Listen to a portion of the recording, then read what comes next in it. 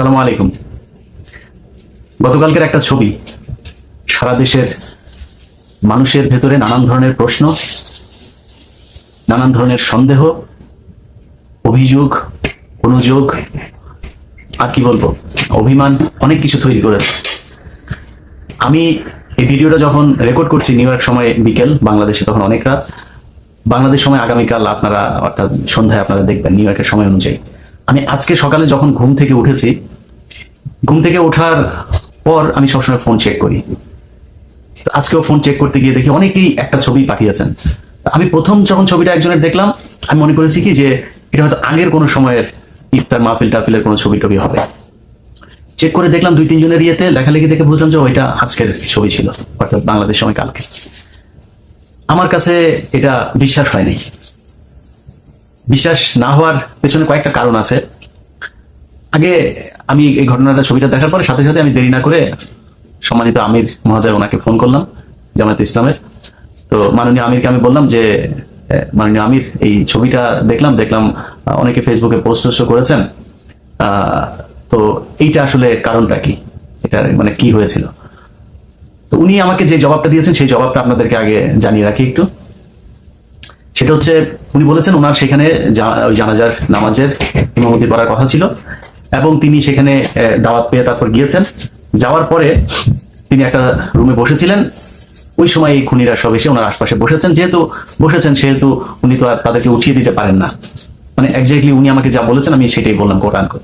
উনি এটাই বলেছে, আমি তো আর ওনাদেরকে উঠিয়ে দিতে পারি না, ওনারা বসেছেন এইটুকু। আমি এর বাইরে আর কোনো কিছু জানি না। এটা কোনো পরিকল্পিত পূর্ব নির্ধারিত কোনো মিটিং আলোচনা কোনো কিছুই না, এই এতটুকুই।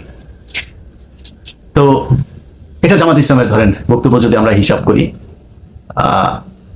বাংলাদেশের মানুষ, আমরা যেহেতু মানুষের জন্য কথা বলি, আমাদের অনেক মানুষের সাথে কথা হয়, আমাদের আলোচনা মানুষ শোনেন, মানুষের কথাগুলো আমাদের বলা উচিত। তা আমি মনে করি জামায়াত ইসলামকে কিছু কথা, মানুষের যে কথাগুলো, আমি এরপর অনেকের সাথে আলোচনা হয়েছে, তাদের মধ্যে বেশিরভাগই জামাত ইসলামকে প্রচন্ড রেসপেক্ট করে, তাদেরকে ভালোবাসে, এমনকি তারা চায় জামাত ইসলাম রাষ্ট্রীয় ক্ষমতায় আসুক। কিন্তু এই ঘটনায় তারা কষ্ট পেয়েছেন। এর কয়েকটা কারণ আছে। প্রথম কারণটা যদি আপনাদেরকে বলি, খুব বেশি দিন হয় নাই বাংলাদেশে একটা গণহত্যা ঘটেছে, 2000-এর কাছাকাছি মানুষের জীবন। এটা একটা ফানি বিষয় না। সেই মানুষগুলোর রক্তের দাগ এখনো পর্যন্ত শুকায় না এবং সেই খুনের সাথে সরাসরি সম্পৃক্ত, বিশেষ করে আবুল কালাম আজাদ, সে প্রধানমন্ত্রীর প্রেস সেক্রেটারি ছিলেন প্রাক্তন, আর বুলবুল এবং এই ইকবাল সুবহান চৌধুরী, এই দুজন সরাসরি খুনের সাথে জড়িত। কারণ 4 তারিখ রাতেরও তাদের যেই আপনার টক শোতে বক্তব্য, তার ঠিক 1 সপ্তাহ আগেও শেখ হাসিনার সাথে তাদের দেখার সেই যে প্রেস ব্রিফিং এ মত বিনিময় যেটা হয়েছে, সেই অনুষ্ঠানেও তারা যে বক্তব্য দিয়েছেন, সরাসরি ছাত্রদের বিরুদ্ধে, বাংলাদেশের মানুষের বিরুদ্ধে কথা বলেছেন এবং শেখ হাসিনাকে উস্কানি দিয়েছেন যাতে এই খুনগুলো করা হয়, যেভাবেই হোক শেখ হাসিনা যেন রাষ্ট্রীয় ক্ষমতায় থাকেন। অতএব তাদের বিরুদ্ধে সেই অভিযোগ আনা উচিত এবং তাদের বিরুদ্ধে সেই হত্যা মামলাও আছে। এটা হচ্ছে সবচেয়ে বড় জিনিস। অতএব খুব স্বাভাবিকভাবেই মানুষ প্রশ্ন করবে যে খুনিদের সাথে কোনো মানুষ এক টেবিলে বসতে পারেন কিনা। আমি মনে করি জামায়াত বিএনপির এই গত 15 বছরে যে কষ্ট সহ্য করেছে, জামায়াত ইসলামী কিংবা বিএনপিতে আমার চাইতেও অনেক বেশি, আমার পরিবারের চাইতে অনেক বেশি কষ্ট নির্যাতন সহ্য করেছে, এরকম অসংখ্য মানুষ আছে। তাদের খুব আমার চাইতেও বেশি থাকার কথা। কিন্তু তাদেরকে দেখার পরে আমি যদি ওই জায়গায় থাকতাম, সবার আগে জুতা খুলে পিটানো শুরু করতাম। তাদেরকে তো এখানে গণধোলাই দিয়ে মেরে ফেলা উচিত। কিন্তু তাদেরকে সেইখানে কেউ কিছু বলে নাই।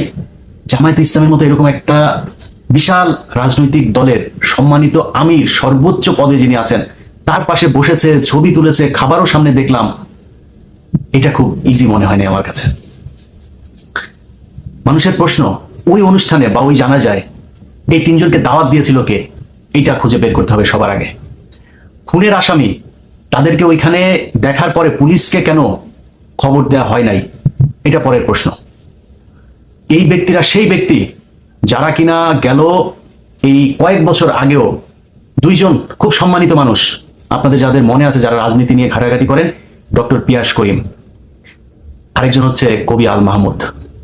এই 2 জন মানুষকে তাদের মরদেহ প্রেস ক্লাব কিংবা শহীদ মিনার কোথাও নিতে দেওয়া হয় নাই এবং তার সাথে সরাসরি যুক্ত ছিল এই বুলবুল এবং এই ইকবাল সুবহান চৌধুরী। এই 2 জন সরাসরি বাধা দিয়েছে। এই 2 জন, তারা আজকে বিএনপির গাজী রুহুল আমিনের মৃত্যুতে জানাজায় আসবে, তাদের দাওয়াত দিয়ে এনে তারপরে এইভাবে বসায় তারপরে খাওয়াবে, এটা কোনো স্বাভাবিক ঘটনা না। আপনি যদি বুলবুলের কথা চিন্তা করেন, আমি 21শে টেলিভিশনের সাবেক একজন কর্মী। আমার এই 21শে টেলিভিশন 2015 সাল থেকে 2016 সাল পর্যন্ত 1 বছর আমি দেশে ছিলাম। টেলিভিশনের চেয়ারম্যান আব্দুল সালাম তখন জেলে। আমরা অপেক্ষা করছিলাম যে আব্দুল সালাম আবারও ফিরে আসবেন, আমরা আবার 21শে টেলিভিশনে যাব। এর মাঝখানে হঠাৎ করে সম্ভবত নভেম্বর মাসে এই বুলবুল ছাত্রলীগ, আওয়ামী লীগ, যুবলীগের ক্যাডারদেরকে নিয়ে 5 মিনিটের মধ্যে পুরো অফিস সন্ত্রাসী কায়দায় দখল করে। অতএব জামাত ইসলামের চিন্তা করা উচিত 21শে টেলিভিশন জামাত ইসলামের জন্য কি কি করেছে 2009 সাল থেকে শুরু করে 2015 সাল পর্যন্ত। এইটুক দায়বদ্ধ, এইটুক কৃতজ্ঞতা বোধ থাকা উচিত। শুধু জামাত ইসলাম না, বিএনপি বলেন, এখনকার সরকার, ভবিষ্যতের কোন সরকার যদি মনে করে যে 21শে টেলিভিশনের চেয়ারম্যান এখন আবার 21শে টেলিভিশনে গিয়েছে, তার সবকিছু ভুলে যায়, তারপরে 21শে টেলিভিশনের চেয়ারম্যানকে কোনোভাবে হয়রানি করা হবে, 21শে টেলিভিশনের উপরে কোনো আঘাত আসবে, আর আমরা আমেরিকায় থেকে চুপচাপ বসে থাকবো। আরেকটা জিনিস জানায় রাখি যে সামনের বৃহস্পতিবারে 21শে টেলিভিশনে আবারও 21-এর চোখ শুরু হচ্ছে, এবং সেই 21-এর চোখের প্রথম পর্ব আমি শুরু করছি। আমার কথা ছিল এটার লিঙ্ক পার্ট, উপস্থাপনা সহ সবকিছু করা, আমি সময়ের কারণে সেটা পারবো না, বা ধারাবাহিকভাবে সেটা করতেও পারবো না। আমি চেয়ারম্যান স্যারকে বলেছি যে আমি মাঝে মধ্যে যখন যখন সময় পাবো তখন আমি 21-এর চোখ রিপোর্টগুলো, অনুসন্ধানগুলো আমি করব। তো প্রথম পর্ব এই বৃহস্পতিবার, অর্থাৎ আপনারা যখন ভিডিও দেখবেন তার কিছুক্ষণ পরেই 21-এর চোখ দেখতে পাবেন 21শে টেলিভিশনের রাত 9:30টায়।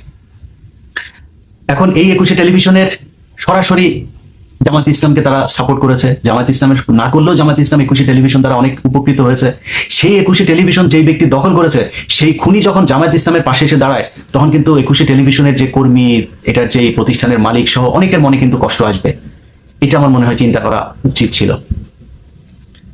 আজকে যারা এখানে দাঁড়িয়ে ছবি তুলেছে, আমি তো শুধু জামাত ইসলামের আমির একা তো না, সেখানে বিএনপির অনেক লোকজন ছিল, সেখানে শিবিরের অনেক লোকজন ছিল। তাদের কোন কারণে, কে তাদেরকে গণধোলাই না করা থেকে বিরত রেখেছিল, সেই নামগুলো প্রকাশ করা উচিত। কারা আজকে খুনিদেরকে আবার এই বাংলাদেশের রাজনীতিতে, বাংলাদেশের এই যে খুনিগুলো আজকে এখানে এই জামাত ইসলামের আমিরের পা ধরে তারপরে ফকিরের মতো, অসহায়ের মতো বসে আছে না, এরা আজ থেকে এই 2 মাস আগেও জামাত ইসলামের বিরুদ্ধে হেন কোনো অপমানজনক, কুরুচিপূর্ণ কথা নাই, তারা বলে নাই। আজকে তারা জামাতের আমিরের পায়ে ধরে এসে তারপর সুযোগ খোঁজার চেষ্টা করছে। ওদেরকে সুযোগ দেন, আপনাকে আমি গ্যারান্টি দিলাম আবার 2 মাস পরে এরাই আপনাদের পায়ে সবল দেবে।